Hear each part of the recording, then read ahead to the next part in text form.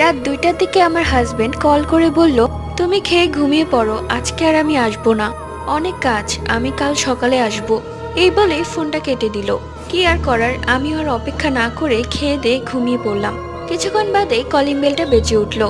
দরজা খুলে দেখি আমার স্বামী দাঁড়িয়ে আছে, কিন্তু তার চোখ দুটো অস্বাভাবিক লাল।